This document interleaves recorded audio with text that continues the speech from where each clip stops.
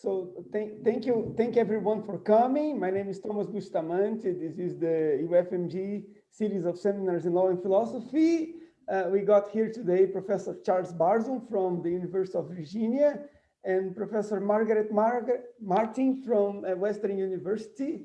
They will be talking about Charles' paper on Hercules versus Dennis Martinez, a clash of giants, which is an allusion to the fish working debate.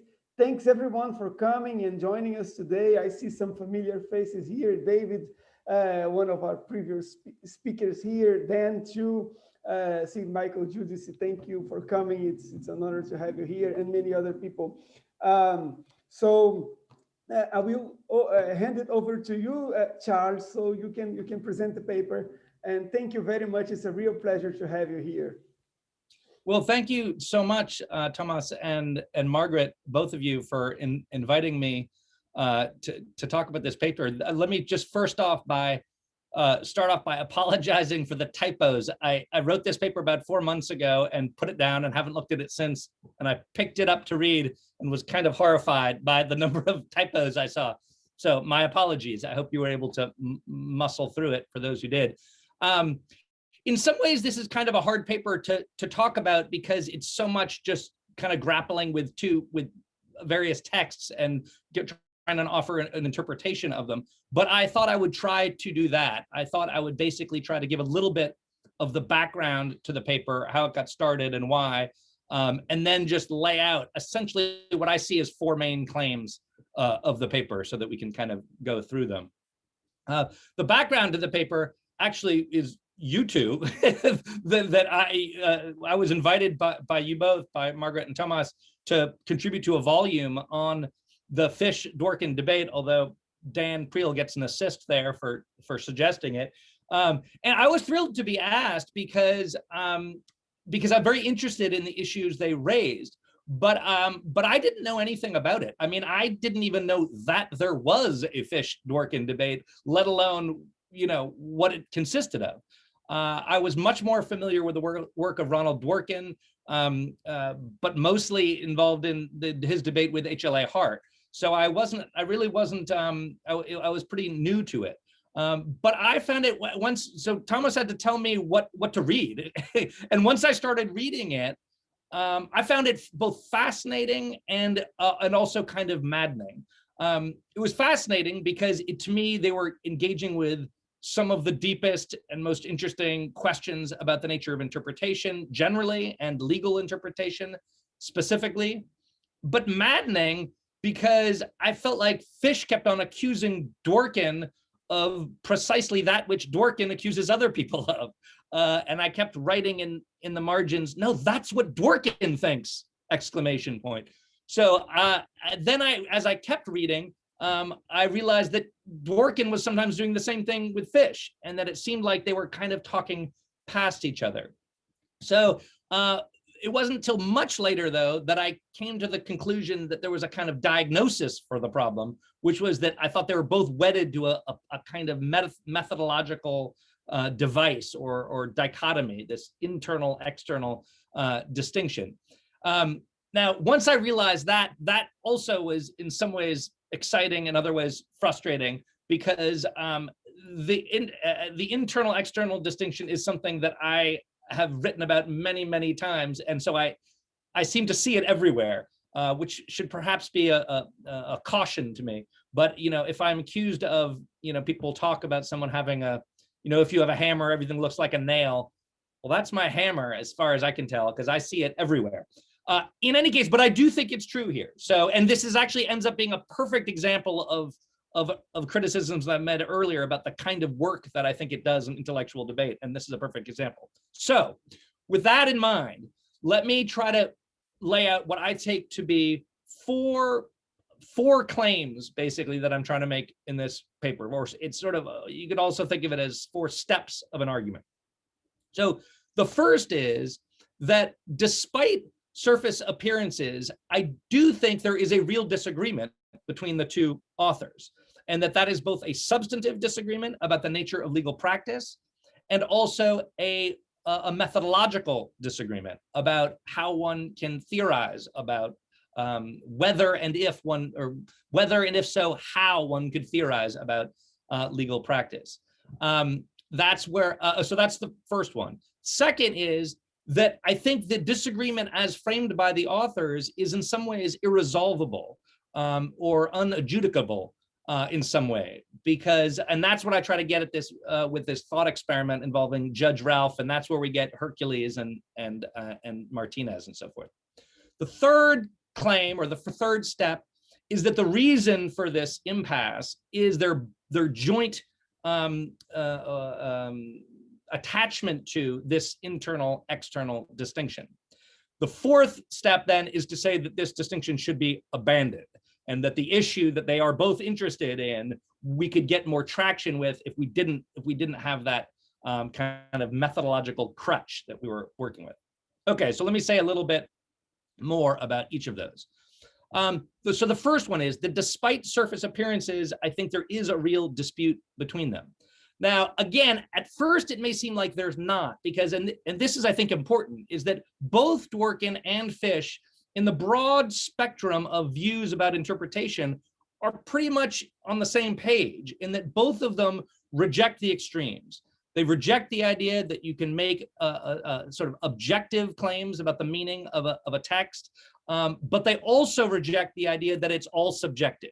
So they both reject extreme subjectivity and extreme objectivity. And as one example, or one instance of this, both of them reject the idea, for instance, that you could look to an author's intent as an external standard by which you judge the accuracy or fidelity or meaning of a particular text. In other words, both of them see interpretation as an essentially constructive process of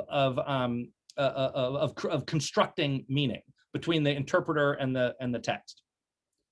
So, for instance, Dworkin's famous theory of law is law as integrity, which he sees as very much built on this model of what he calls constructive interpretation. And Fish thinks that's right too. Fish thinks that law as integrity is exactly what judges do. Nevertheless, despite those surface appearances, there is a real dispute. And that's because, while using law as integrity as an example, Dworkin thinks that this process is a highly reflective, theoretical process of engagement in analyzing legal materials, whereas Dworkin thinks it is an unreflective process, and that judges just do it naturally, which is the name of his book, Doing What Comes Naturally. He thinks judges, like everyone else in basically every sphere of intellectual life, is just doing what comes naturally. So the disagreement, in my mind, is nicely captured by a claim that Dworkin makes about Fish. And this, I'll just quote the quote, because to me, this is what in a sense, I built the whole paper around, is this idea. What Dworkin says about Fish is the following: that Fish's account of legal practice, quote, leaves no room for puzzle or progress or controversy or revolution or revolution. It cannot explain how lawyers can worry or disagree or change their mind about what the law is. Again, I see this as the crux of the issue. That's the substantive claim about legal practice. He thinks that Fish's account can't take account of that. Those features of legal practice can't explain them or characterize them in the right kind of way. It carries with it, though, a deeper methodological disagreement, which is about the whether and to what extent you can engage theoretically in law. So the way Fish characterizes his beef with Dworkin is, he says, in the end, he says, that finally is what is at stake in the debates between us, whether or not Dworkin has a project. And what I understand him to mean there is, because Dworkin's project is to theoretically engage and criticize and try to modify and participate in law and legal practice through theoretical and philosophical argument, Fish thinks that's kind of pointless or incoherent in some deep sense. And obviously, goes without saying, Dworkin does not think that that's true, because that's what he is doing. Okay, so there's a real disagreement, substantive and methodological. The problem, in my view, is that the debate as framed is irresolvable or incapable of adjudication. And so this is what I try to bring out through this thought experiment where I imagine the two, they both have these two kind of heroes, right? So Dworkin famously talks about Hercules, who is this judge of superhuman intellectual power and patience, who kind of can theorize broadly and see connections in the case law and has a sensitive understanding of different moral principles and so forth, and can move up and down in levels of abstraction.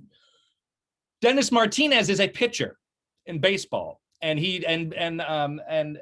Fish uses him as example. He says, the reporter asks him, what did the manager tell you before the game? And he says, well, he told me to throw strikes and keep them off the bases. What else could he say? And to Fish, this is a deep insight because it is showing how what we all do, what comes naturally. It's just you just do that because that's what baseball does, and you do it. So he thinks judges are like Dennis Martinez. And so my question is, or the question I sort of posed is, okay, well, let's say there's a judge and he goes about his business of being a judge and starts doing things, but we don't know which one he is. Is he Denny Martinez or is he Hercules? And is there a way of figuring out which one he is? And so I call him Judge Ralph. We don't know whether Judge Ralph is really Dennis Martinez or Hercules. And so I throw out a bunch of possibilities of how we might distinguish the two and try to show that according to Fish and Dworkin, none of them would work, right? So I'll go through them fairly quickly. One is just the form of the argument. Well, it looks like what Dworkin calls constructive interpretation, citing cases and so forth, and drawing out principles and doing all this stuff. Nope, that won't cut it, because Fish, of course, says, no, that's just part of the art of self-presentation of judges. That's just part of the game. So Denny Martinez is good at that. It's just that instead of throwing balls and strikes, you're nicely, synthesizing case law.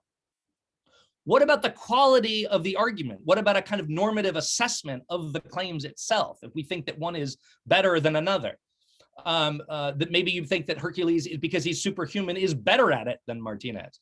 And actually, turns out I think Martinez was a kind of average pitcher. I don't think he was a great pitcher. I don't know. But anyways, but that's not going to cut it either.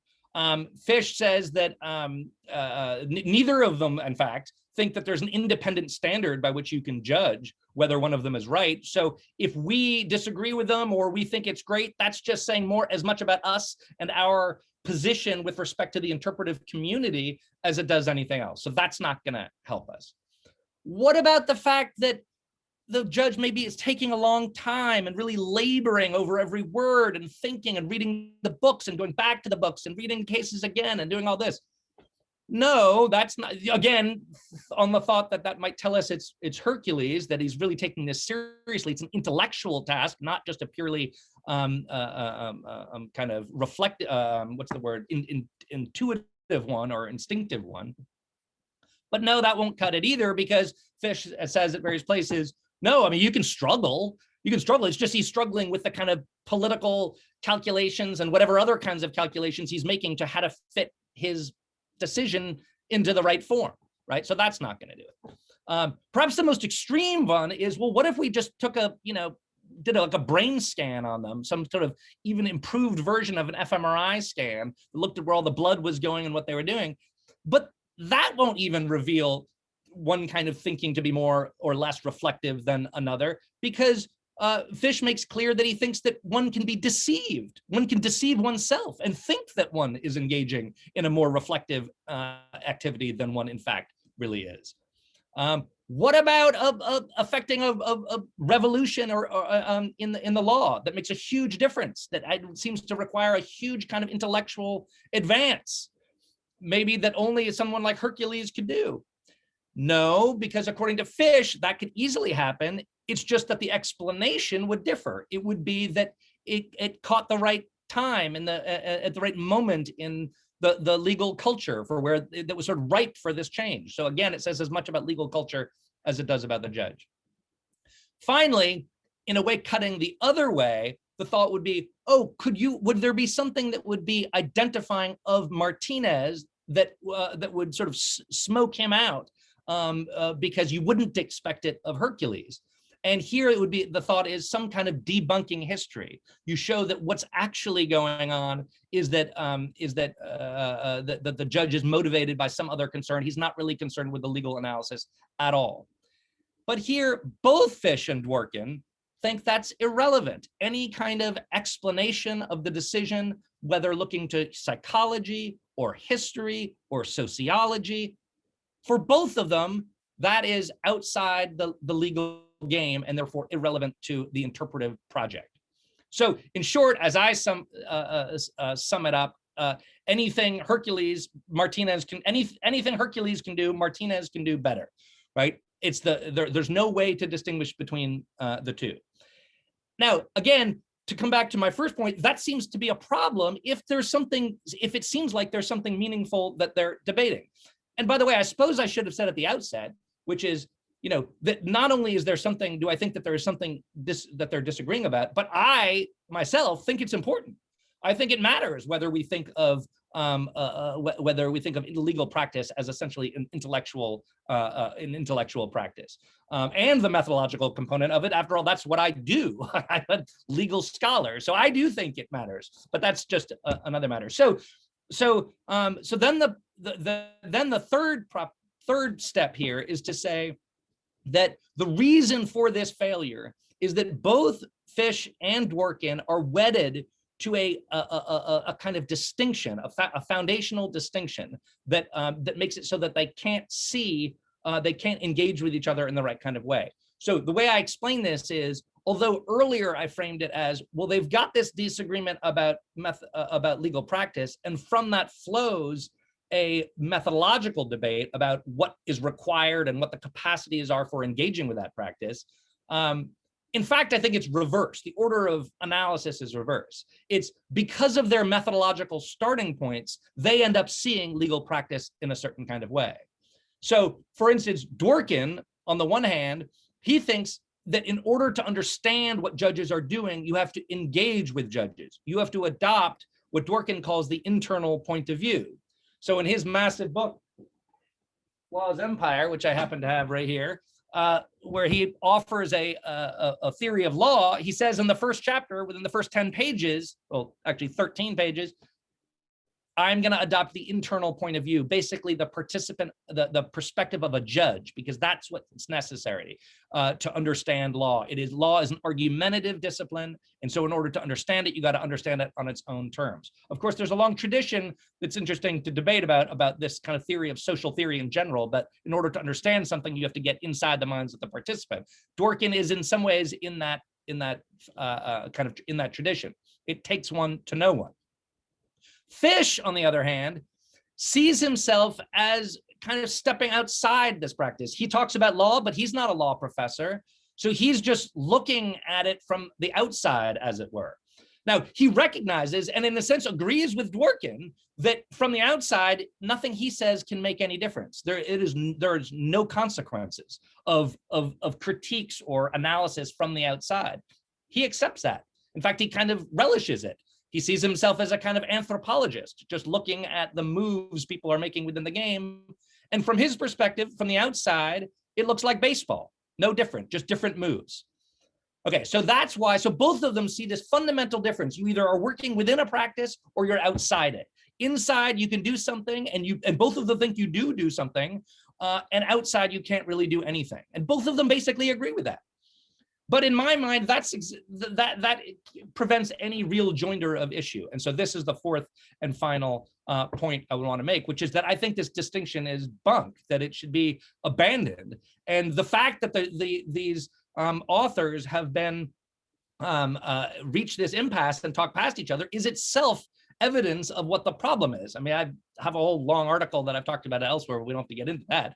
But basically, I think it kind of stifles debate and shuts off argument and shuts off inquiry in ways that that are problematic. So toward the bottom half of my paper, I try to show examples of, again, using that phrase that Dworkin offers about that Fish can't show puzzle or disagreement or revolution or and I'm I think there's one more, I can't remember what the other one is, but these features, what he sees as intellectual features of legal practice, I try to go through and show some examples of things that I think are examples of all of those things that neither of them can really grapple with, because they're legal thinkers grappling with the implications of psychology. I'd look at the Jerome Frank, sociology in the case of Catherine McKinnon, history in the case of various decisions of the Supreme Court. Each of these are kind of grappling with these and raising questions, raising difficult questions about the nature, function, and meaning of legal practice. And I think there's a sense in which they can't be rendered almost intelligible when you have this sort of dichotomy that foisted upon it, that they both have, this internal external divide. I'll just say by way of a kind of side that this is these people that I mentioned in that part of the paper. I'm about to begin writing a book that's sort of trying to tie all of them together, and my suggestion is going to be that they all belong to there's a kind of tradition of common law thinking that unites these strands. But that's a separate matter. At the end of the day, to sum up, I agree with Dworkin that an understanding of legal practice should make room for puzzle and progress and controversy and revolution.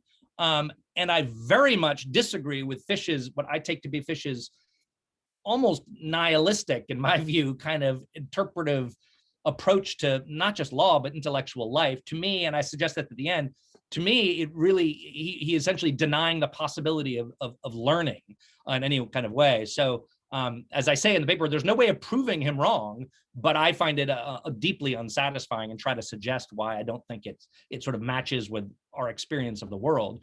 But basically, so in that way, I'm with Dworkin. It's just that I don't think Dworkin goes far enough. I think he is too quick to dismiss certain kinds of arguments and objections and critiques as just outside of the enterprise. And to me, that's question begging and kind of too preemptive.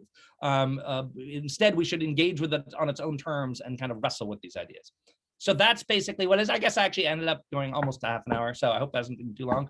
But that's basically my paper. Thank you very much, Charles, for a very interesting exposition of the paper. So I turn on to Margaret for her comments, and we look very forward to hearing her, and then back to you and for the questions and answers. Thank you. So thank you for inviting me, Thomas, and thank you for your paper, Charles. So I'm very sympathetic to your argument, but I will raise a few questions.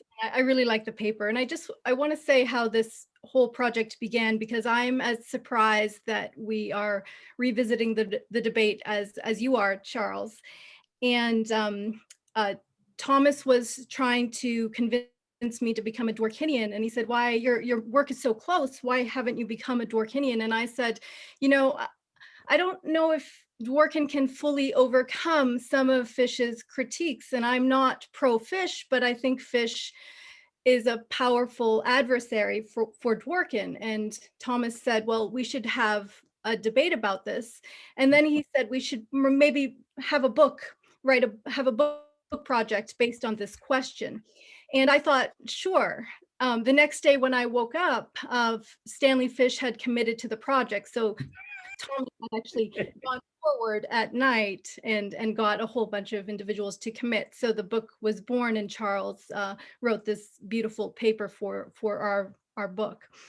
So let me start with the point of contention that I worry about, and it's very, very close to the ideas that you're canvassing in your paper, Charles. So the chapter, I think it's just before the chapter on Martinez, which is wrong again after all these years. So I don't know if you read that paper, and so this might be a discussion for another day, but in that paper, Fish makes a move against Dworkin that's similar to what you discussed, but he lays it out in a little more detail than he does in the chapter that you're drawing upon. And he says, well, look, when you articulate your position, law as integrity, you do so against two alternatives, pragmatism and conventionalism. Pragmatism is a realist position. Conventionalism is a normative positivist position. And Dworkin is saying, well, judges shouldn't be pragmatists. They shouldn't be conventionalists. They should really adopt law as integrity. And so it's the third position. And what Fish says is there's no such thing as a conventionalist judge. There's no such thing as a pragmatist judge. We can't do what Hart or what Dworkin tells us we're doing and ignore history like the pragmatist, like he says the pragmatist would do. You're always going to be part of the practice. You can't help but be in the genre of legal interpretation. And likewise, you can't offer an interpretation of plain fact black letter law the way he seems to presuppose that the conventionalist judge does.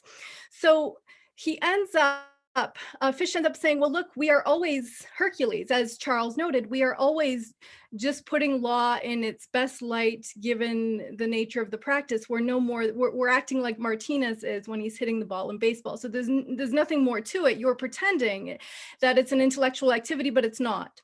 So the reason I think it's important for Charles to take a position on that argument is because if Fish is right, if it all collapses into Hercules, we don't have Fish and Dworkin as mirror images. We don't have Hercules and Martinez as separate characters. Hercules becomes Martinez, and then we just are wondering whether Fish is right, if Dworkin is vulnerable to this critique.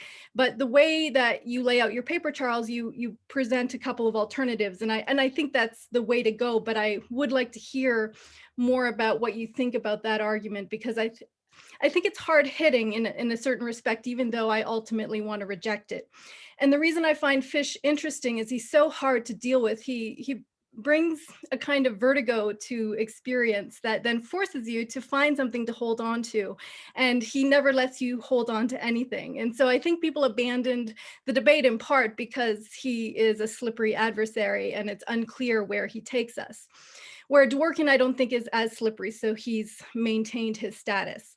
So that's my first question. So I have 4 questions. My second is just whether or not it would be valuable to lay out any of the potential differences between baseball and judicial interpretation. So for instance, if we're thinking about the two practices, it strikes me that the more obvious comparison would be between judges and referees or umpires, and not judges and the batter. And when we're thinking about the batter, like Martinez is just being asked to do one task, and it's a physical task. And in learning the task, they just have to learn one thing. So it doesn't seem to be the same kind of activity. Fish, of course, says it is. Dworkin, of course, says it's not, as you explain in your paper. But I think there's something to this, and we can push this further, and Dworkin does, more so in reference to Hart, when Hart compares law to a game, and in Law's Empire, he mentions this on a few occasions without mentioning Hart. So I don't think Fish is his target, but if we take some of his points, so for instance, if we think of the practice of courtesy, so Dworkin, when he discusses courtesy, he says we move from a position of runic traditionalism to an interpretive attitude that we eventually adopt. And when we adopt this attitude, we see the law in reference to, or we see courtesy in reference to the point of the practice. And we don't just bow to the queen or to the king out of habit. We begin to reflect on the nature of the practice, and then we ask ourselves whether we should bow or not out of respect. And so it becomes a self-reflexive, self-conscious interpretive practice. And he separates this out from a game. And he says games, you might reflect on the game, but once you're in the game, it's a different kind of thing. And so he wants to make that sharp distinction between games and between practices like law that have language built in and have a degree of reflection and reflexivity built into them. So you do bring this out in your paper, Charles, but it's something that could be brought out even to a greater extent. And if Dworkin's right about this, we might have an angle to get at Fish. And I think we can press on this point a little more. So for instance, Nigel Simmons makes the point that law is an interesting practice, and it's inherently philosophical because when judges make their decisions, they refer to law. So then we have to figure out what law is. And this is very close to Dworkin's position, because it's not surprising to find that there's disagreement in the courtroom, as some judges treat law as if it's a set of posited norms, others treat it the way Dworkin treats it. And so we have disagreement about the nature of law that is philosophical at its roots, even if it's not played out as such. And so we have something about the nature of law that separates it from baseball. So, or at least this kind of practice.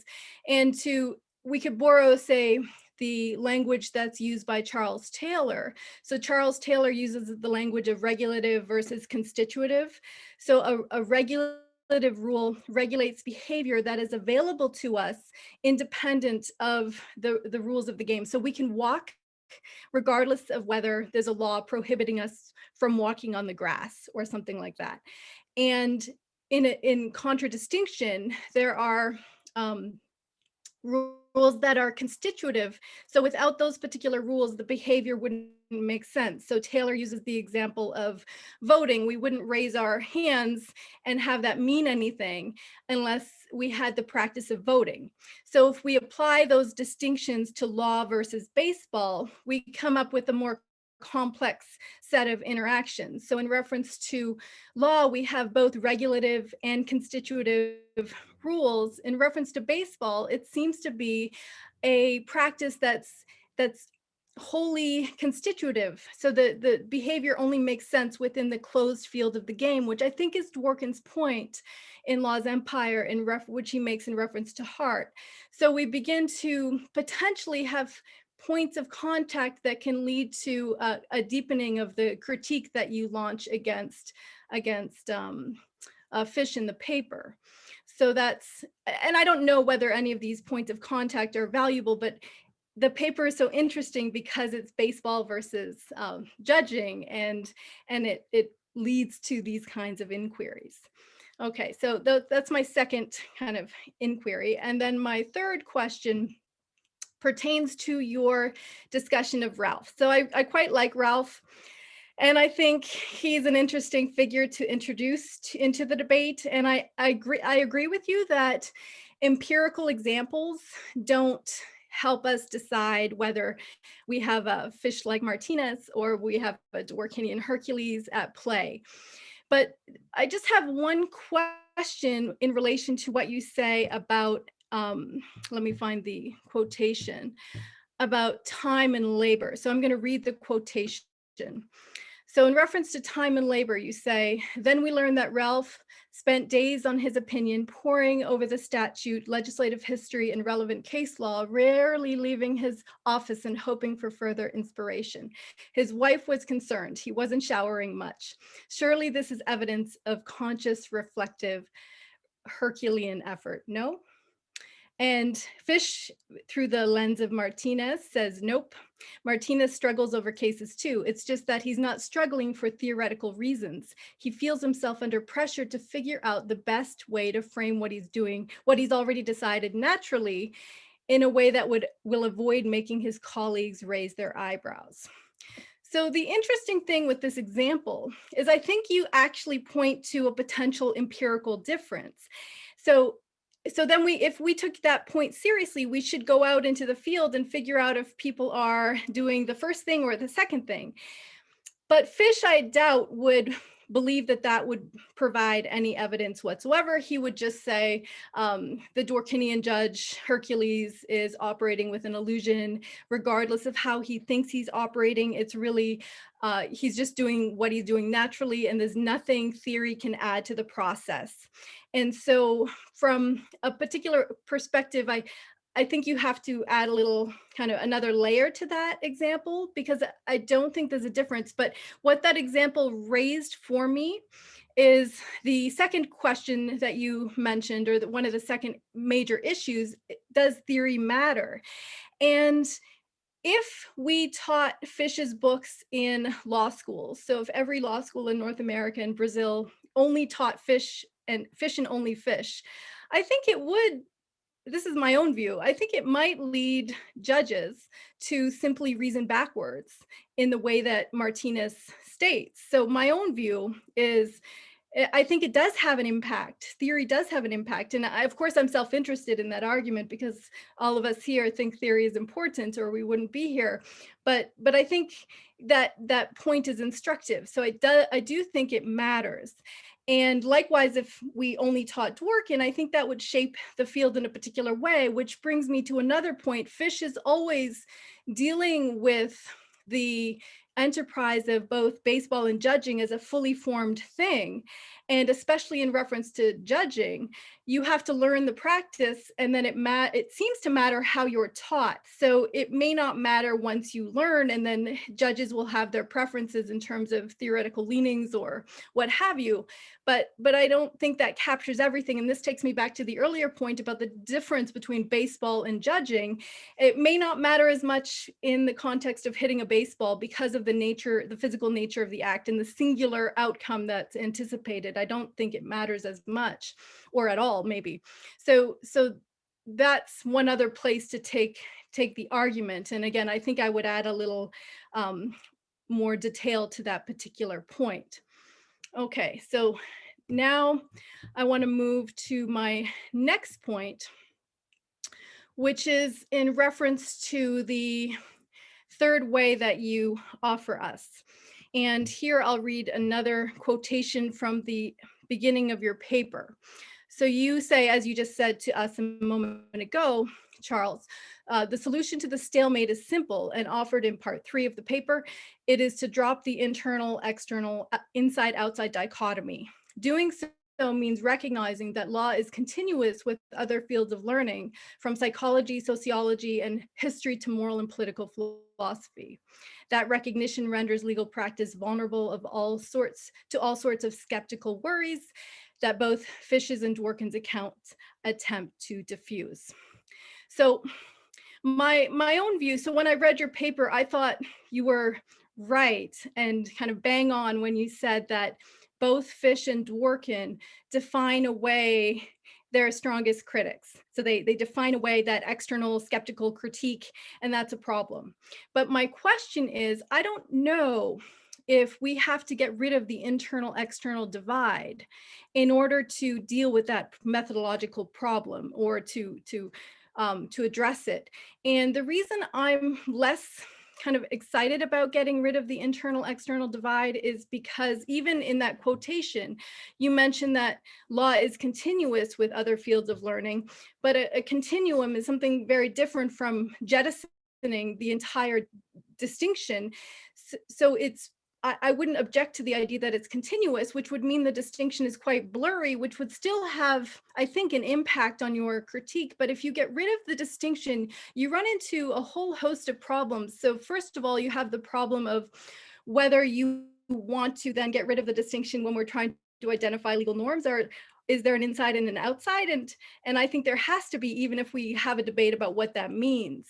And so I'm not willing to go there. And then if we're thinking about inside and outside in reference to fields of learning or the possibility of critical reflection, then I'm still, I still think there's value in having the distinction, an internal critique versus an external, but I wouldn't dismiss the external critique the way that Fish does. And I think you're probably right that Dworkin does too.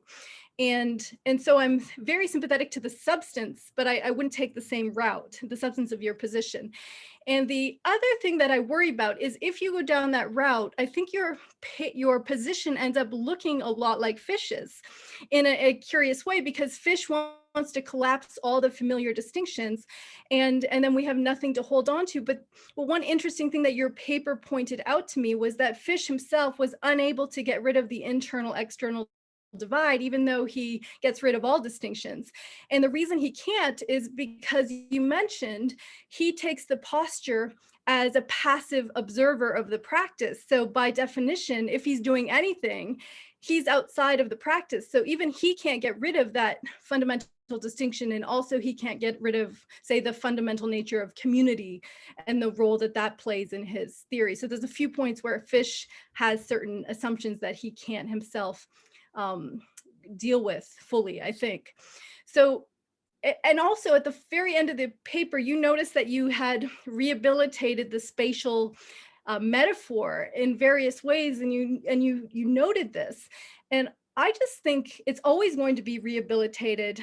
And even if you say there's only an inside, let's get rid of, then an outside is sort of presupposed by the very idea of an inside. So I don't know how to get rid of it, but I see your point. And then my final comment, which I can circle back to later in the discussion, is simply your way forward. I'm sympathetic to the points that you make in reference to revolution and Jerome Frank and these things. Fish will have a quick argument for you, but I think what Fish does when he responds to you is he will flatten out any kind of power that those arguments can have, and we should worry about that, the flattening of critique.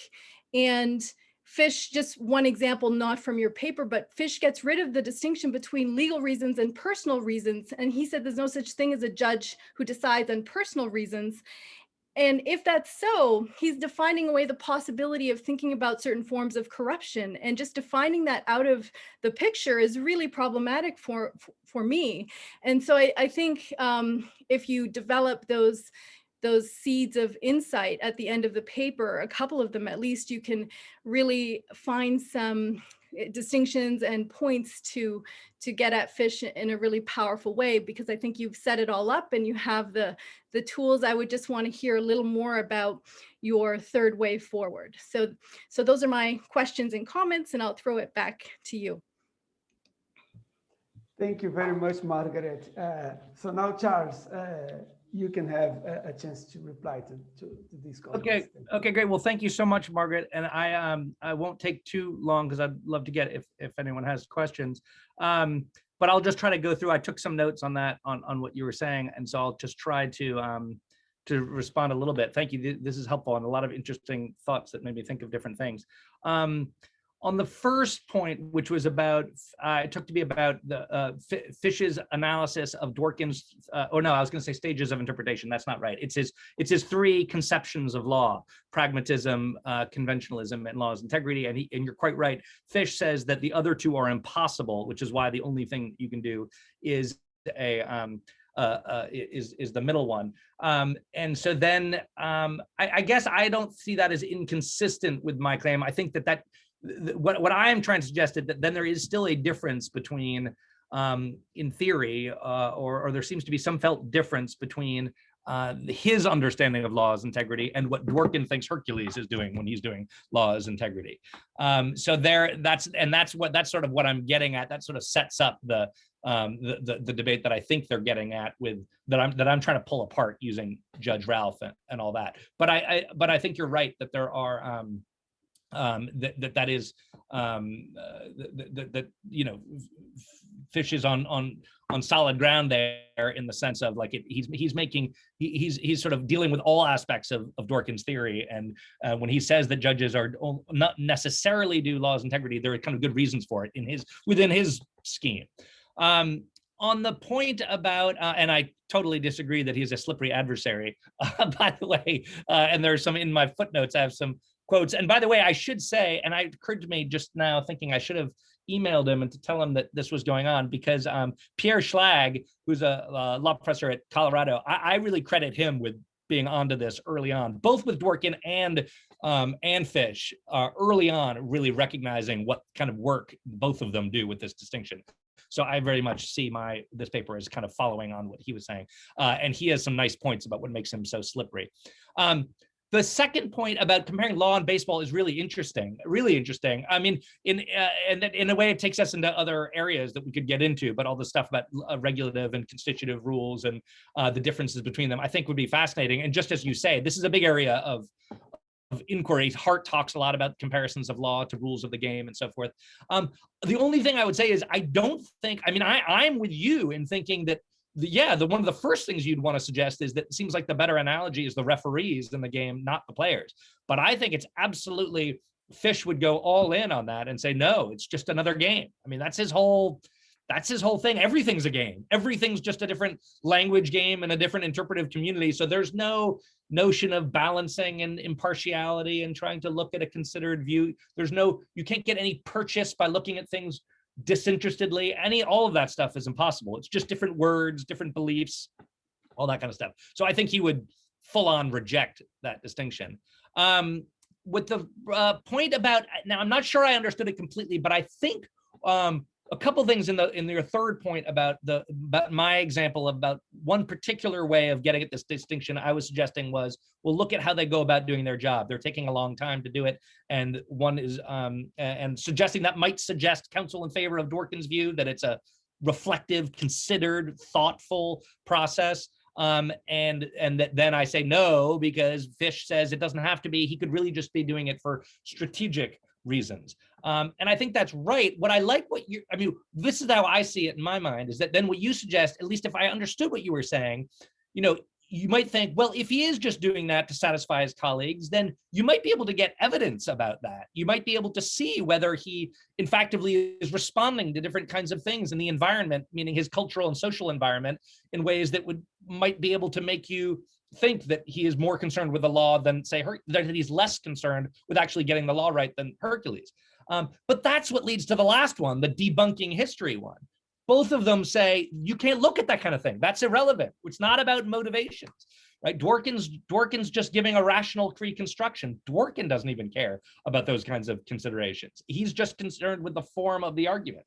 And Fish would say, oh, that's just a different interpretive community. It's a different language game, whatever. So I agree with you. And by the way, but the other thing you said along there, which really struck a nerve, which I think is really the point of the whole thing, is your point about experts not always being experts and about having to become one. And that's the mode from my motivation for getting at the end about the possibility of learning. I mean, I think there's no, in Fish's worldview or his theme, there's no sense of that. I mean, there is learning in some literal sense. You're the way you learn to, ride a bike, or you learn to do some practical task, but there's never really like inquiry in any kind of genuine sense, because it's all just different moves. You're just trading different words for other words.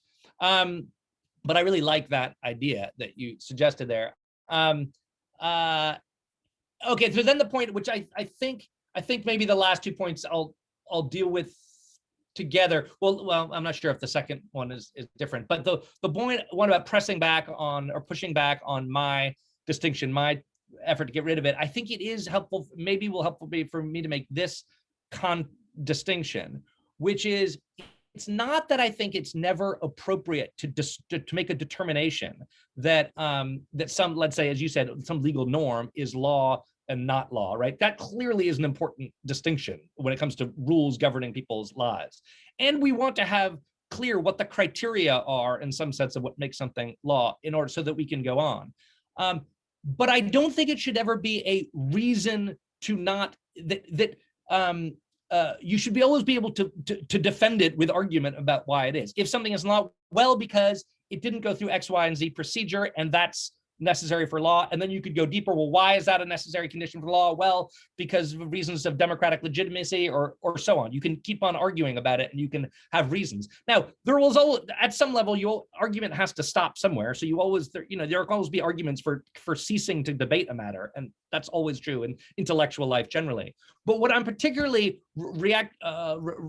pushing back against is the idea of that being itself a reason to just defeat an argument. That, well, no, that argument that, whatever it is, I give some examples in the paper, is not good because it's external. It doesn't take the right point of view. That's what strikes me as question begging and kind of a priori, and it's or it's almost like by fiat, right? It's just kind of by assertion. So that's the objection I make. I do think when it comes to I do think you have to make judgments at the end of the day about what gets included, kind of looking backwards in a sense, looking looking at a set of norms or phenomena and saying that something counts as legal or not, but not as a reason to defeat an argument at the outset. And again, so I guess your final thought is just the point about corruption. I think that's right. I mean, I think I think what I took you to be suggesting is that it doesn't seem like Fish has any resources for distinguishing between a judge that is acting under corrupt or improper motivations or reasons and one who doesn't. And again, and this gets back to the earlier point about the time and labor. I agree with you, but Fish has a response to it, right? So he always has a response. The response is, no, that's according to the language game that you're in, that's not considered appropriate according to the language game. And that's the only criteria imaginable. So, that other judges would raise their eyebrows is both necessary, but also completely sufficient to explain why that would be inappropriate. That's all you need. That's all you need to know, essentially. So I don't know if those are fully responsive, but thank you for those comments. And they've definitely sparked thoughts on my end. Thank you very much, Charles. So now I open the floor to anyone who wants to make a question. You can either use the raise hand button in Zoom, or you can just text me in the chat, and I will hand over to you. If there is anyone who wants to start now it's open. There may. If no one shows up, I have a question here. Oh, yeah, I got Dan. Go on, Dan. Dan Brio, yeah. Dan, do you see your footnoted? Do you see that? Yes, I saw, but I sent you an email. You misnamed me. So. Oh, did I call you Daniel?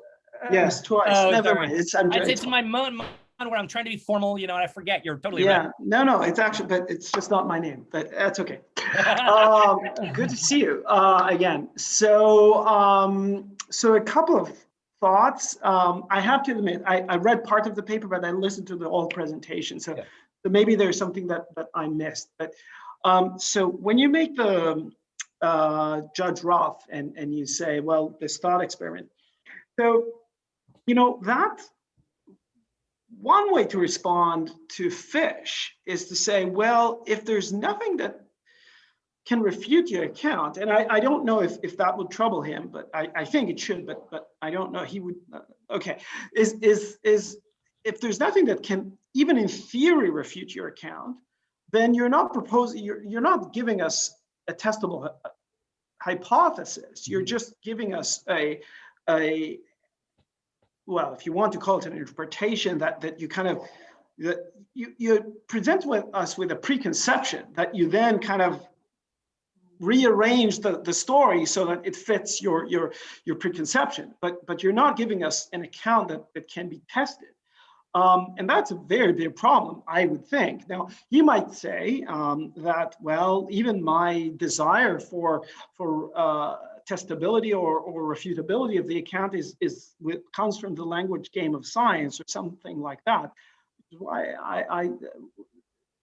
I in my paper to be written or partly written for the same book, I'm going to say, well, let's see you when you're boarding a plane, and let's see how, if you're talking about science, there's only one other language game, no better than any other.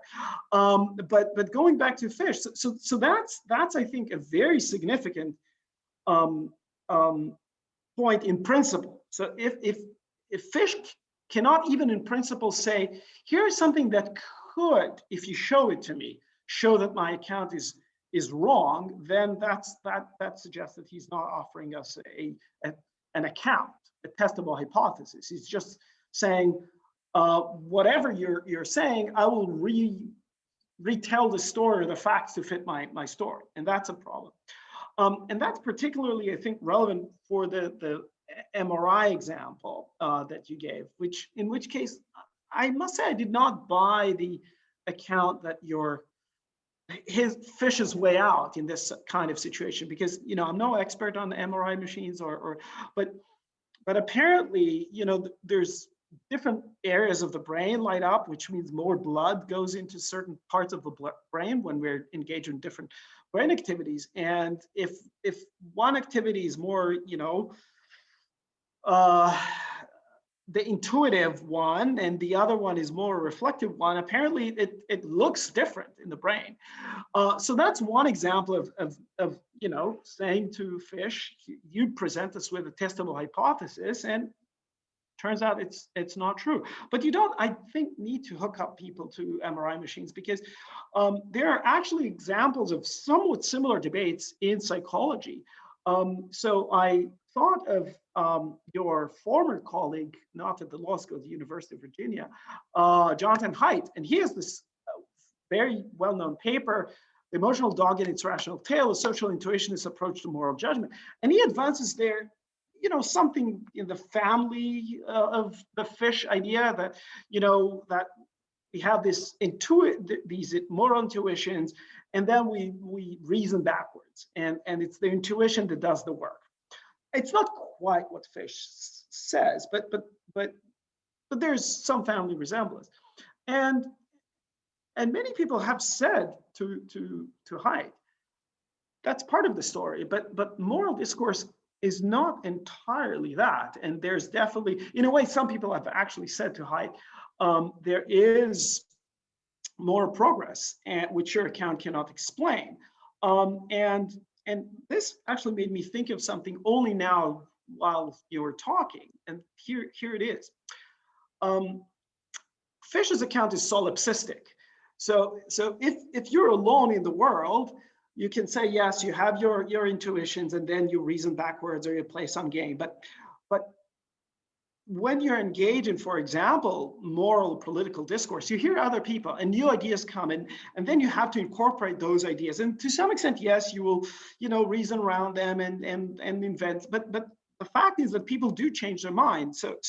And that's something that I think Fish's account has trouble with, in a way that Dworkin's does not. And so, yeah, so I don't know if this leads to particular questions. I should say that in this, I am very much on the Dworkin side.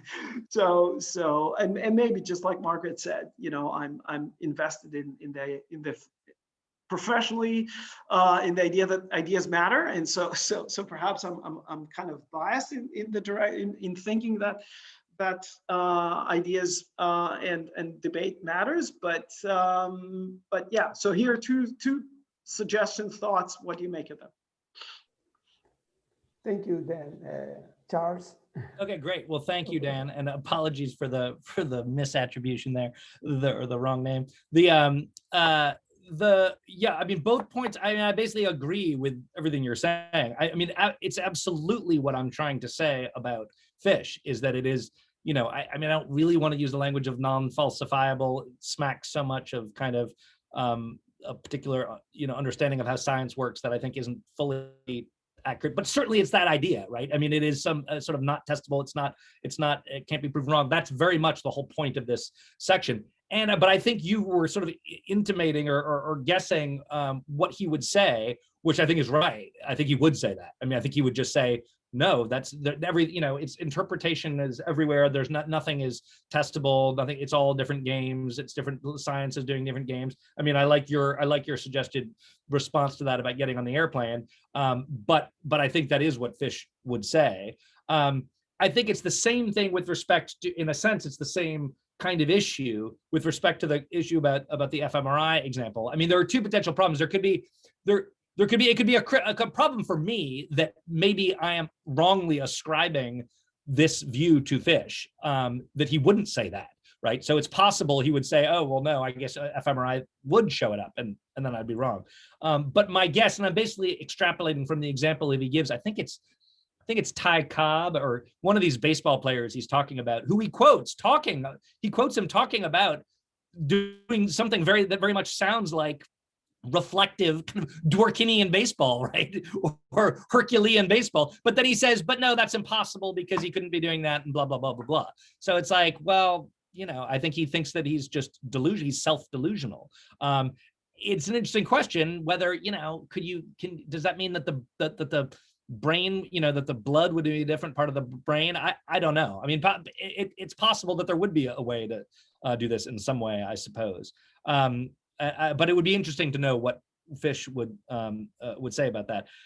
And again, on the point about people changing their minds, I mean, this is Dworkin's critique of Fish, but Fish does have a response, right? He's not denying that people change their minds. He's not denying that there aren't conflicts between interpretive communities. It's just that people don't change their minds for reasons or for intellectual reasons. It's just that they shift and they adjust, just the way the batter adjusts his position when there's a new pitcher on the mound or whatever, right? It's for him, it's all different moves. Then you're responding to stimuli. Essentially, he probably wouldn't use the word stimuli because it's too kind of scientific sounding, but it's essentially that. I mean, that's why I say, to me, it sounds sort of deeply nihilistic, and it's viewing all of humanity as kind of just amoeba and petri dish fishes to me. Or maybe it's better some kind of animal that actually is engaging with each other in some kind of social way, because for him it is all very social, right? So maybe, you know, chimpanzees in the jungle is a better one. Okay. Thank you, Charles. Now we got Professor Dennis Patterson. Dennis is here. Oh, great. Yes, Dennis. Well, Charles, a very interesting paper, interesting discussion. I've been doing this game so long, I had to look up my exchange almost 30 years ago with Stanley in the pages of the Texas Law Review. And a number of you have said some things about Stanley. He's not a personal friend, but I do like him. And I like him for this reason. Although I wasn't present for the debate, I understand from Steve Burton at Iowa that Fish and Dworkin once had a debate. And because Margaret is present, I won't use the language that it was used to describe, but basically Fish mopped the floor with him. Now, anybody who knew Ronnie knows that Ronnie was one smart dude, and that guy could not, nobody could beat him in an argument, but Fish apparently did. So now, Stanley is, as Ernie Weinrib once described him to me, the sophist of our age, and that is certainly true. That guy can convince anyone of almost anything, except none of you, of course. You're too sharp for him. But Stanley is not the man he once was. None of us is, but he's quite sharp, and he's of course I think very quick. But that's just personal stuff. So when I wrote my original article arguing that Fish and Dworkin had the same theory of law because they had the same theory of interpretation, Stanley called me at home and he excoriated me. And he said, and of course, I'm a young law professor. I'd been at Rutgers for like 2 years, right? And here's Stanley Fish, right? He was still at Duke. He was a big cheese. You know the story about Stanley, a guy parked in his parking space at the Duke University. Stanley pulled up in his Jaguar, opened up the trunk, pulled out a baseball bat and whacked the guy's headlights out. True story. Yeah. That's the kind of guy you're dealing with. So I said, well, look, I mean, Stanley, like, come on, you made these arguments about the reader creates the meaning of the text. And, that's the same thing that Dworkin basically does in Law's Empire. Anyway, so to my delight, he wrote an article, How Come You Do Me Like You Do? To which I wrote the rebuttal, you made me do it. And in that article, my reply, what I tried to argue was that the idea of an interpretive community is an idea at war with itself. And I'll leave it to you to decide whether I was successful or not. Now, two things have been said about Fish in this conversation, both of which are false. The first one was said by Danny. He used the adjective solipsistic to describe Fish's view. That's not true, and I'll explain why. The second, Charles said it's deeply nihilistic, also not true. Now, Charles, your paper is very nice, it's very good, but you need to, my personal view is, if you send it to me and ask me, well, what does it need? It needs more depth. You don't really talk about the philosophical underpinnings of either one of these views. And that history, that genealogy is the same. I'll explain that in a minute. The solipsistic claim, Danny's claim, was once true of Fish. And he got criticized for it, and people used exactly that word. And you might recall that Fish, who is a Milton scholar, got his chops by arguing against the theory of new criticism, the idea that the meaning of the text is independent of any reader's view. So the act of reading is the appropriation of the meaning of the text. That's new criticism, right? And Fish took that view and turned it on its head and made the claim that the reader creates the meaning of the text in the act of reading. That was the move that people said was solipsistic. But Fish said, okay, here's my next move. He stole an idea, the interpretive community, from a theologian. And he said, every reader creates the meaning of the text by using the presuppositions of the interpretive community in which he or she finds themselves. And this idea is discussed at length in his essay in the book, Is There a Text in this Class? Now, you don't cite that book, I think, but that's the most important article for understanding Fish's view. The idea of an interpretive community and the understanding of the text are absolutely foundational to Fish's view. So all understanding is interpretive. That's true. That's the deep hermeneutic point. That's the Gadamerrian hermeneutical tradition, which, by the way, Ronnie cites because Bill Ewald put the footnote in Law's Empire. Dworkin makes reference to this idea, but I'll explain that a little bit more in a second. So the fundamental notion for Fish is that everyone understands the world through the act of interpretation, but it's done through the filter of an interpretive community. Now, my argument, very briefly, in the rebuttal to Fish was, well, Stanley, this doesn't make any sense, dude, because you invented the idea of interpretive community to explain disagreement. How do people then disagree if they all have the same training? Lawyers, because his argument was lawyers see the world their way, architects, literary critics. I said, come on, that just doesn't work. That's an idea at war with itself. Okay, but that's the Fish part.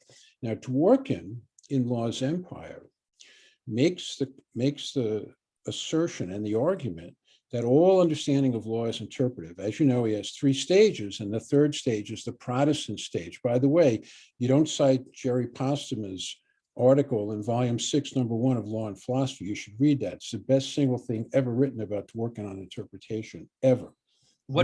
Just quickly, what's the name of that article? So it's in a special issue, volume 6, number 1 of Law and Philosophy. And it's Jerry Postma, maybe somebody could look it up. It's Gerald Postma, and it's a special issue, and Fish is in it as well. And it's on Law's Empire. The Postma article is absolutely brilliant. He's the only person to explicate the deep philosophical presuppositions of Dworkin's view and why they don't work. And this is the part that I recommend to you that you really need to come to terms with, because you've written on Quentin Skinner and Charles Taylor, 2 guys who are both deeply committed to the hermeneutic tradition. But if I may be tendentious, you need to be a little sensitive to what's problematic about that view. Now, in Law's Empire, Dworkin says that we engage in a constructive interpretation, but what he says on page 53 of the book is the most important thing. He takes a line right out of Donald Davidson, whom he doesn't cite, and he says to understand the words of another person is to interpret the sounds that come out of their mouth. Now, that's directly, that's a tradition from Nietzsche to Heidegger to Gadamer to Foucault and Derrida. That's the deep philosophical root. And of course, Dworkin doesn't know any of this stuff because he doesn't pay any attention to it.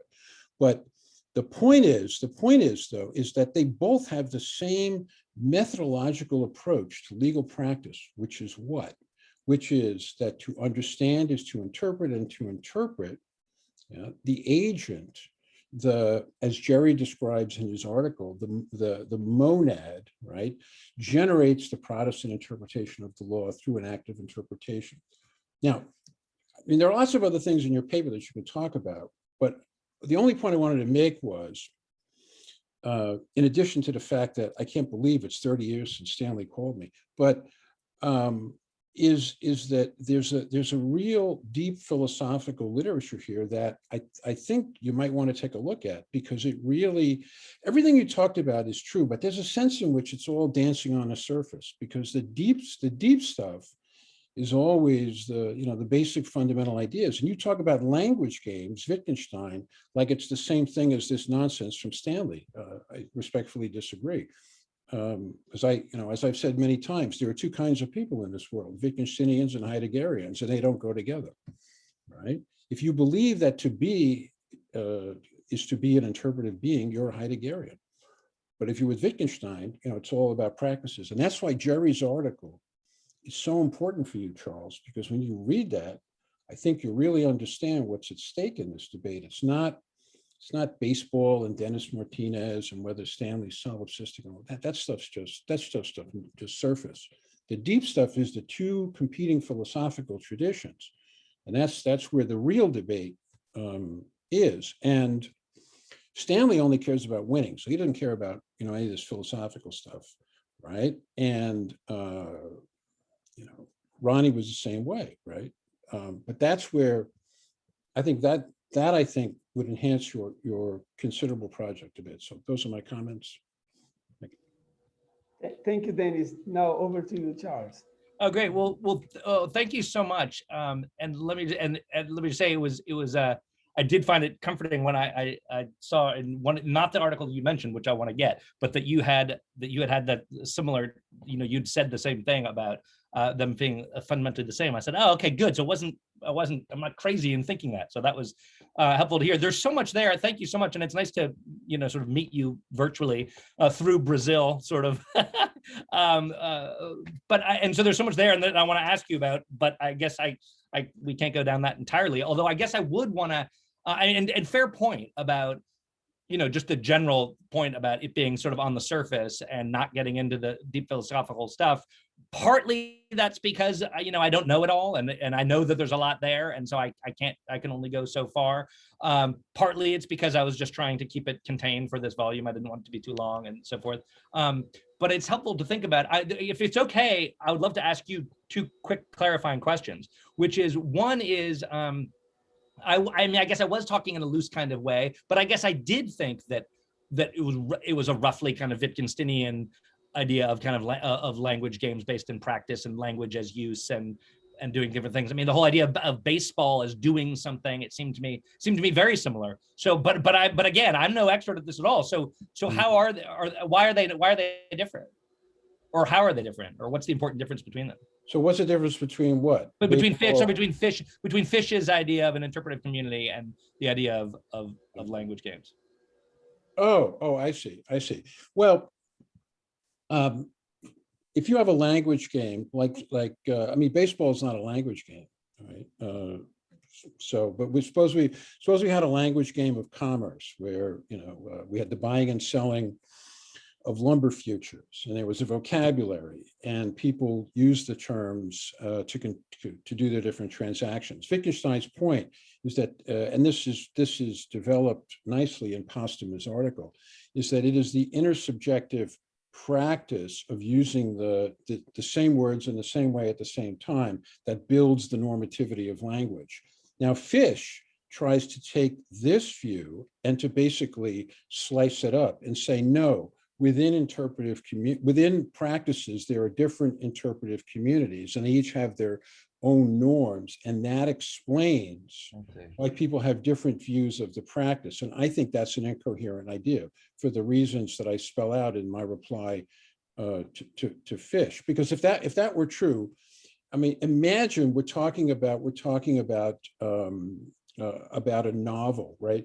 Well, let's have a discussion of a Thomas Pynchon novel. But if everybody is in a different interpretive community and the object is created by their interpretive presuppositions, then they're not talking about the same thing. They're talking about different things, because the presupposition is that, well, the different communities have their different ways of understanding the thing, the object, and that creates a different object. Well, then we can't disagree. And of course, law is all about disagreement and the like. Right. Take a look at, in this regard, one thing that's nice, you might be sick of the case, but both Dworkin, of course, but Fish in the essay, Is There a Text in This Class? They discuss Riggs versus Palmer. Yeah. And so, Riggs versus Palmer, you have a majority and a dissent. And Fish's view is, well, they're in two different interpretive communities. Okay, but that doesn't make any sense, right? Because these people are deciding cases together every day.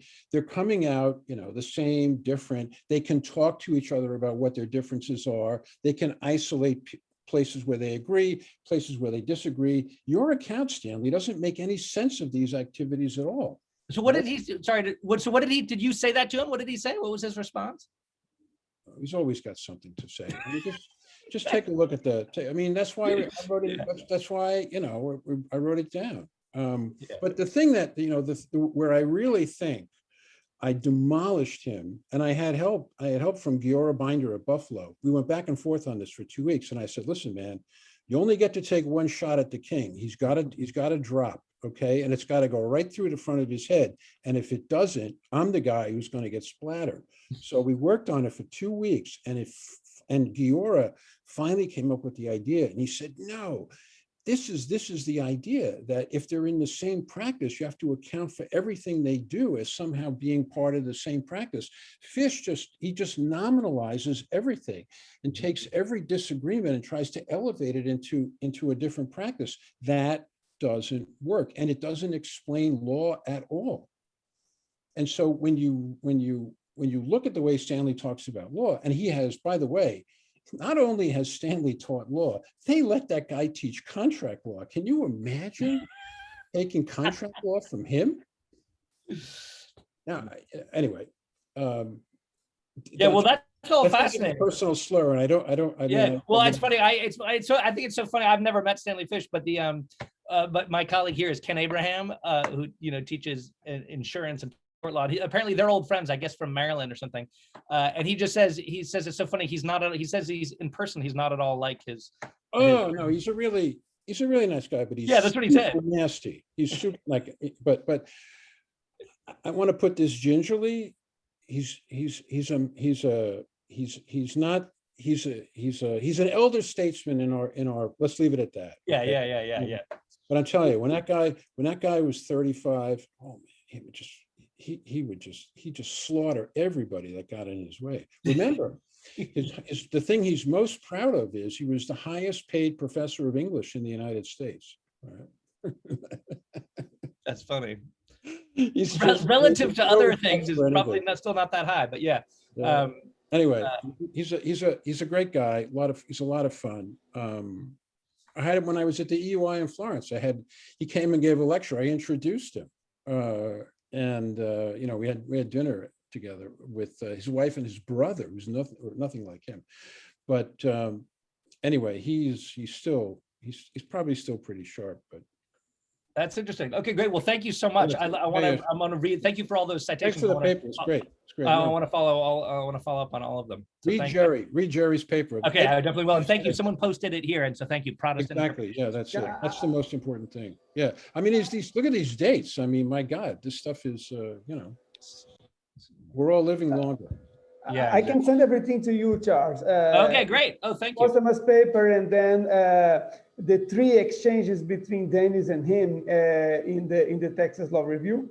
And also, I mentioned in the chat that I edited a book just on December 2020, in which there are 4 chapters discussing this post-summary reply to the working. You might want to look at it too. Okay, nice. Thank you.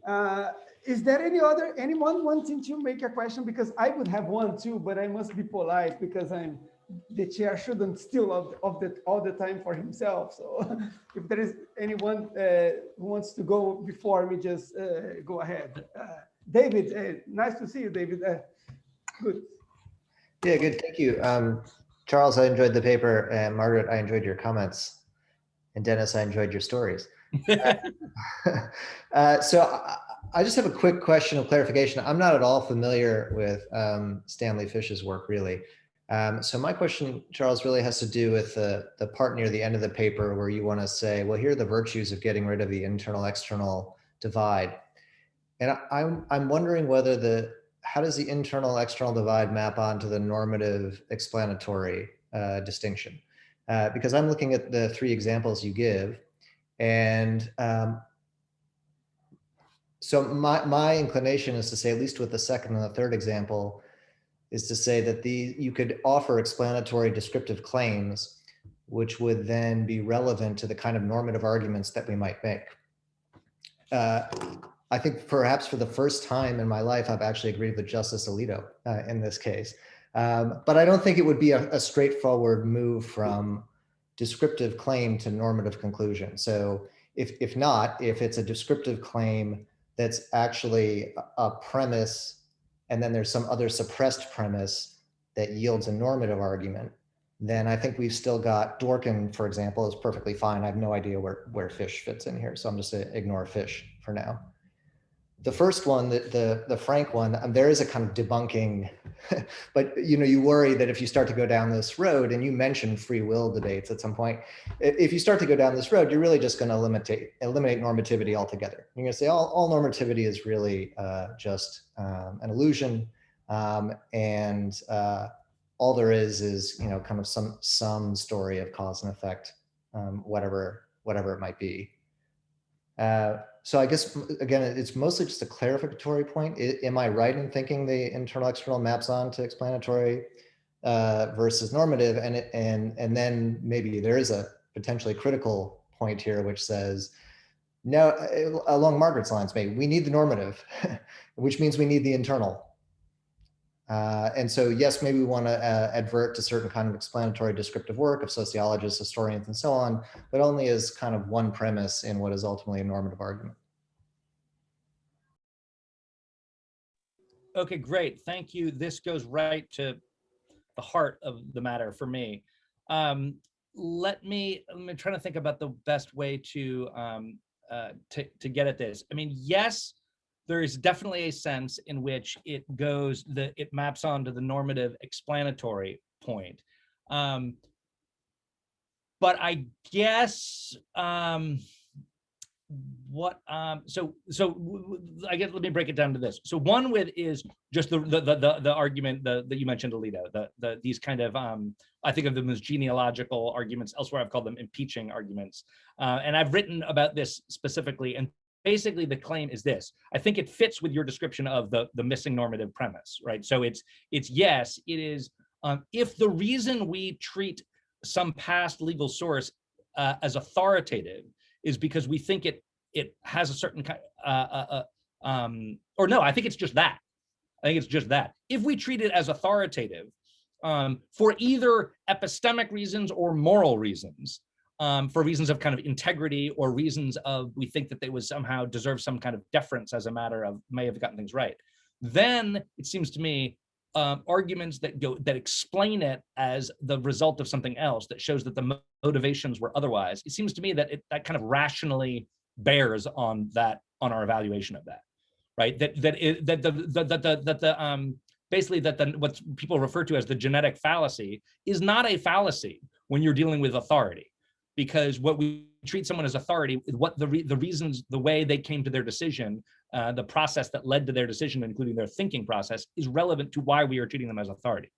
So that's the kind of claim. Now, one response to this, and Dan and I have argued about this, is that and maybe this is what you'd say, and so tell me if I'm wrong, but that then it would be, okay, well, if that is a kind of normative argument, then that fits in with Dworkin. That Dworkin wouldn't reject that.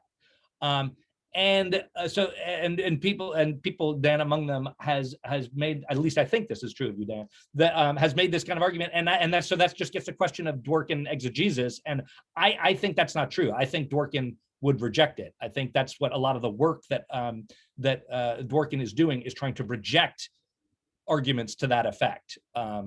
His whole criticism of a whole kind of CLS line of thinking seems to me he's rejecting the sort of relevance of that kind of argument. So that's one thing. The second part is the sort of slippery slope, the kind of, well, if we go down that road, then there's no free will, then everything's causal, and that's right. And I guess part of what I'm trying to push on is that, yeah, we have to, if you think that legal practice is legitimate in some way, then you can't accept that view. You have to, I don't know exactly what replaces it, but I think it's too quick to just say, well, no, it's external. You got to deal with it. You got to deal with those philosophical problems and try to think about answers to them. They don't go away. The problem of free will should remain a problem for criminal law, it seems to me. And that's not to say that it's, we can easily resolve it or that I know what the answer to it is. But what I reject is the move to just say, no, we don't have to deal with it because it's external. We just have to assume, stipulate that our rational and moral, that our moral judgments are rational, or that we have, or that that's all fine. I mean, in a sense, as I put in it, I see Dworkin as a kind of compatibilist. Compatibilism is a position, in the particular free will debates, but he's like a compatibilist just across the board. That's how I understand Dworkin's kind of approach. Is he just assumes that none of that stuff matters. Causal explanations don't matter. He just ignores them, and that's what I'm kind of pushing up against. I mean, in a way, and I'm trying to think of the best way to get at this. But one of the things you said at the very end, when you said, we need some kind of internal, we need normative, we need internal, therefore we need internal. And that's exactly the distinction I'm trying to bring apart, that you need substantive justifications for normativity and for our particular normal judgments, not just the fact that we're in a practice, which is what labeling it as internal amounts to, which is, well, no, we're lawyers. Of course we believe in free will because we're lawyers. Well, to me, that's what's unsatisfying. Okay, thank you, Charles. I would have a question myself. I'm sorry to ask, but I think that I would expect David to hit with some pragmatist comments, and he failed. He just did not do it this time. I mean, when he presented his own paper, he was much more pragmatist than today. But let me do this work now. I think that Fish and Dworkin can be both read as pragmatists, but different pragmatists. Fish would be like an anti-theorist, instrumentalist, perhaps postmodern pragmatist, who is an anti-intellectualist. And Dworkin can be read as a rationalist pragmatist. They both think that we all interpret when we do law, when we play the legal game, to put it between quotes. But every game has norms, okay? So in a sense, what Fish would say is that we turn to conventions, we turn to conventional understandings, and in a sense, he can be read as a regularist. You turn to certain regularities in the practice, and you use them as a standard to measure whether something is going wrong in someone's interpretation. And you use your reactions, like as you mentioned, somebody raises his eyebrows or something like that, to identify when something counts as a foul. But on Dworkin, I think he claims to be a pragmatist, but a rationalist too. So in a sense, he resembles. I argued this in my response to Posthumous paper that Dennis just quoted. I think that Dworkin can be read as an inferentialist, like for instance, Robert Brandon, a guy who thinks that there's no incompatibility between being a pragmatist and being a rationalist, a Kantian rationalist, perhaps. So you explore, you appeal to implicit norms to try to identify when something's going wrong.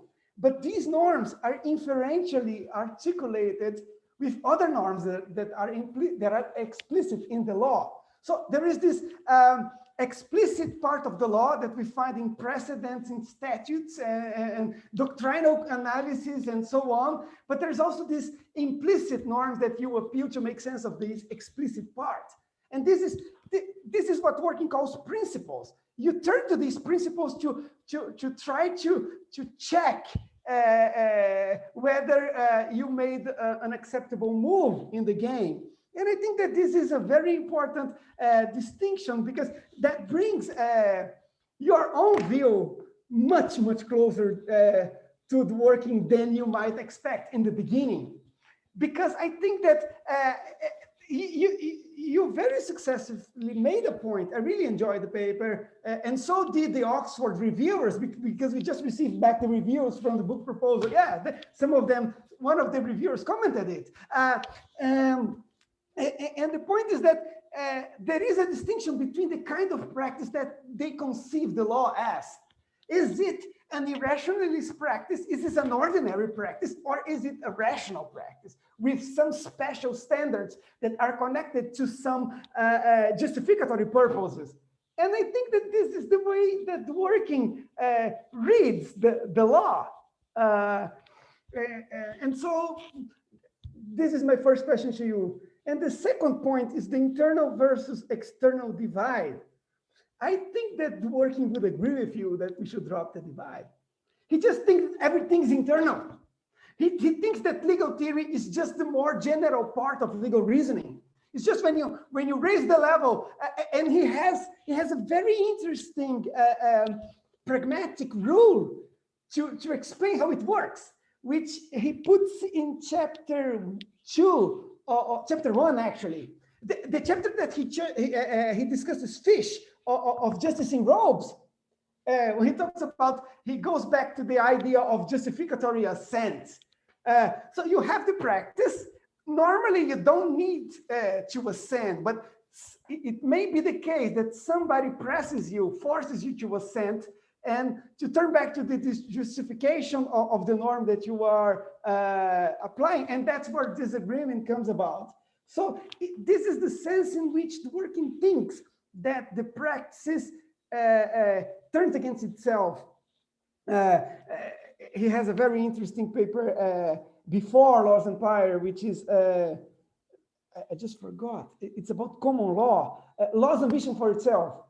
Laws and, he explains this. How can we make sense, for instance, of the common lawyer's declaratory theory of law? Is that you find resources in the law to improve legal arguments and to work itself pure in the sense of making better claims based on some commitments that were already in the law, some rational norms that are part of the law. Because without them, without those norms, the law doesn't make an intelligible sense. So this is another provocation that I would like to make. I will hand over to you. And then I think that we got, after you respond, we get one final question at least, and then it's coming on. Thanks. Okay, great. Thank you. Yeah, I mean, I agree with a lot of that. I definitely agree with the fact that I'm way, closer to Dworkin on this than Fish. And this your question nicely gets at the same point I was trying to get at with David, which is, yeah, you're right? I'm on board with all of that, and I like the idea of, I do think, and I've in an article I've written before, I talk about Dworkin as a pragmatist, although actually I think, contrary to what you just, I think he actually rejects the label. I think he doesn't like that label, but at least in the essay, in the volume that I was looking at. Yeah, he does, he says, right. But how far is he consistently committed with this rejection? That's the big question to answer, yeah. Well, no, so I agree with you, and there's a kind of anti-metaphysical quality to what he's saying, right? And I think I put it in a footnote. I think of him as a quietist of a sort. Doesn't want to get into metaphysics, but is sort of always looking at like what there's to me the similarity with the pragmatist tradition is kind of like, well, what's the bottom line? Not in a crass empirical like consequences sense, obviously not, but like what are the stakes? What are the moral stakes in any decision? It's always kind of looking forward and making decisions, and so that's why everything's normative for him, everything. And so I understand that, but if you notice what, like in what's it called, the last one, what's the hedgehog, Justice for Hedgehogs, he takes the internal external divide that he has in law and globalizes it and says what he calls Hume's dichotomy between value, the realm of value, and the realm of fact, and never the twain shall meet. You learn nothing about value by looking at fact. And that's what I'm trying to push back on, is I just think that it can't make sense of, for instance, I mean, I give this example, right? But Catherine McKinnon on sexual harassment, right? I mean, yes, of course he can make sense of the idea that sexual harassment is a harm. It violates, people's sense of autonomy and dignity, and therefore it's wrong. He can do the syllogism, but what he can't show, what he has no room for, is the way in which her argument reveals systems of power, right? And shows the way what is going, and changes our understanding of what is going on and how to interpret what people are saying in a different way. I mean, there's a sense in which I think, as I said earlier to David, that the genetic fallacy is not a fallacy when we take things as authority. And I guess part of the implicit premise of my kind of view that I'm pushing is that I think that our moral judgments are saturated pervasively with deference to authority.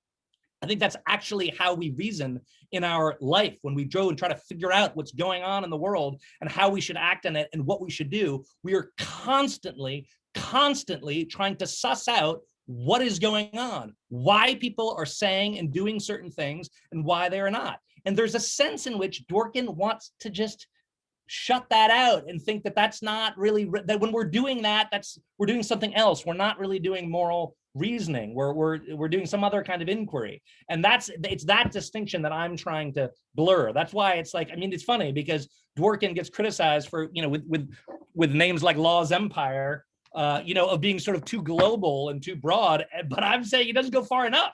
He draws this kind of arbitrary line between fact and value that is what I'm strongly kind of pushing against. And one way of showing what I think the problem is like, so he makes this idea of the common law, just as you said. I mean, I agree with everything you're saying about the implicitness of principles and all of that, and about how judges engage. And he uses that language of the law working itself pure. But what he can't give an account of, the idea of the law working itself pure, which is for those of you who aren't familiar with the kind of common law ideology, is that like through case by case adjudication over time, the law improves, right? What he has no place for in his system is like why that process would be good over time. He can make sense of the idea of why each individual judge thinks his is better. Each novelist in the chain novel is doing their thing, but he can't make any kind of sense for stepping back and say, well, why would we want to delegate to these people? Why would this be a good way to go about a good process for getting a better rule? Because he's not interested in causal explanation. He's not interested in sociology, including the sociology of judicial decision-making, right? He has no, the internal point of view means he can only take the perspective of any given judge. So anyway, so that's why I think there's something, I mean, part of what I want to say in the book that I'm trying to write is that although I see him as a central and important figure in the common law tradition, and he's giving an account of the common law tradition that gets at so much of what we care about, I still think there's a critical part of that tradition that he can't kind of make sense of. So that's what I'm trying to bring out. Okay, thank you for this. I agree with you that there might be some point here. I mean, he extended the realm to all the normative world. I mean, so international law is connected with municipal law, and then personal morality to politics, and then to ethics and well-being. But then there's a gap, and he doesn't cross it to the other side. I mean, that's a question. That's a very interesting point. Another thing that I just forgot to ask, I won't ask, just ask you to go back to, for the working, it is an important part of the practice that there are right and wrong answers within the practice. This is an aspect of the practice that must be explained. And I think that this is something that you hit this target in your article very well. So let's hand over to Dave Dan, because he asked me to make another question. Go ahead, Dan. Thank you, but only if there's no other questions. So I actually, yeah. So the internal external divide is one that's also interesting to me, as you know. And I agree with you that, and in my paper for the, now, thanks to your contribution, probably I understand it's going ahead. So for this volume, I'm going to touch on this. So my sense about Dworkin is, so I agree with you that he does face a problem. And I think Fish too, and this is where my airplane example comes in, right? About, on the one hand, wanting to say everything, it's all discourse all the way down, but then it gets to science. And so at least in terms of, I don't know, intellectual biography of Dworkin, my sense is that he came up with this in order to address the following. So he says, there's no external perspective on morality, right? It's all internal. And if you're trying to make an external criticism, you're actually already inside. So people said to me, well, in that case, astrology is equally, you can't criticize and say astrology is BS, because the only way to understand astrology or any other discourse, or for that matter, theology, you can't make the claim that all religions are mistaken because God doesn't exist, because that's an external statement. So he says, no, that's not true, because these are separate domains. So I think he was driven to draw these two domains, essentially the internal external distinction, although he of course would not use the terms, in order to avoid this charge, to address this. So people cannot say to him, well, in that case, you have no resources to criticize astrology from the external point of view, to say it's all bullshit. So I think that's why he was driven to this. But Wait, sorry, I missed that. So how is it that how does it give him resources to respond to it? Because he says, so I think he actually says in Justice for Hedgehogs, so, or somewhere, I'm not sure. So how am I to respond to the claim that if I'm making such a claim, then atheism is an incoherent view, right? Because it makes external criticism. Or for that matter, anyone who says astrology or, I don't know, palm reading, whatever, it makes no sense. So he says, well, religions make causal claims about the world. And that's why they belong to the world of the domain of causation. And then exactly like you say, these are two separate domains. And therefore you can make external criticisms of religion or theology, but you cannot make them about morality. Now, I am worried that this was a quick and not fully thought through response in order to address this challenge. And the problem with it is that many times external arguments, even in the domain of morality, become internal. So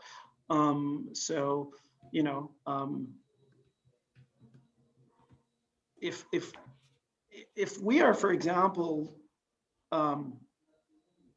learning that the reason why we have the moral intuitions that we have is because, I mean, I'm not saying that's true, but let's say that the reason why we have some of the moral intuitions that we have is because it helped our ancestors survive in the African savannah, then maybe we would give them less weight or less significance nowadays when we're no longer in the African savannah, right? So you can, and here's a way of using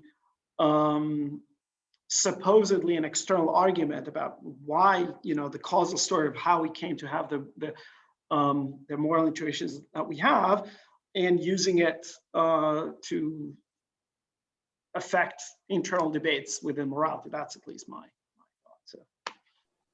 Okay, Charles, perhaps there's time for a 2 minutes response now. Yeah. I mean, I don't have much. I totally agree. I mean, I agree with you. I think it's. I'm not satisfied with Dworkin's response. I don't think he does have. I mean, I think he just shuts that off and says it's irrelevant. Domain of fact, different thing. There are moments in what's it called in Justice for Hedgehogs where he suggests, and even a little bit in Laws where he suggests that maybe science too is an interpretive domain, but even if it is, it's different. There's still a cleavage there. Yeah, I think that Dan was referring to religion without God when he talks about. Since I've never read this book, and but possibly never even seen it, I know it exists. I don't know. It's like a 4-hour read because the chapters are very short. It's like a pocket book. Yeah. I can send the PDF to you. So after this. Okay. So thanks everyone. We got today Charles Barzun on Fish and Working with comments by Margaret Martin, and now many people hopping in the debate. It was a real pleasure and honor to have you here, and I look forward to have other sessions like these. And thanks the audience, because without it, it doesn't happen. What makes these seminars interesting are the questions that we got and the audience that we have. And it was a real honor to have you here, to have you all, and see you in spite of distance, because I really would like to hold other things like this in person and bring you out to Brazil. I mean, I promise Brian Biggs that there is a mileage system here. People who attend the seminars get an invitation to Brazil after a number of seminars that you show up. So keep your miles on track. And thank you very much for you. It was a real pleasure. Well, and I hope to see you again. I hope you stay all well. Thanks. Well, thank you all. Yeah, and thank you all so much for coming. I appreciate it. It's great for me to talk to all of you. Thank you. Bye-bye. Let's stop the recording now.